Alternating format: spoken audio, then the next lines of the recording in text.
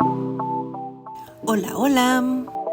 A veces simplemente necesitamos hacer una pausa y desconectarnos. Si has visto mi setup de bullet journal y mi ilustración de abril, ya sabes que soy súper fan de Demon Slayer. Así que cuando encontré este libro para colorear en Target, no me pude resistir. Hoy vamos a tomarnos unos minutos para relajarnos y darle color juntos. Si este tipo de dinámicas te interesa, ¿qué te parece si hacemos una sesión de relajación VIP juntos por videollamada para colorear, platicar y compartir técnicas? Déjame un comentario si es algo que te interesa. Por ahora, prepara tu bebida favorita, pon un poco de música y acompáñame.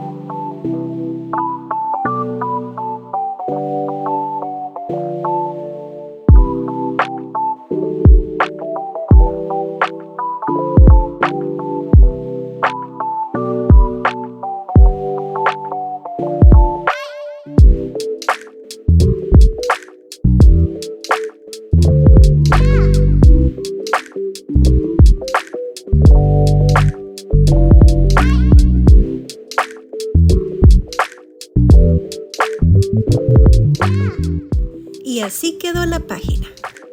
Usé mis marcadores Tombow AB Pro y como puedes ver en la parte de atrás, el pigmento traspasó bastante la hoja, lo cual es normal con los marcadores de alcohol. Aún así, fue una excelente terapia creativa.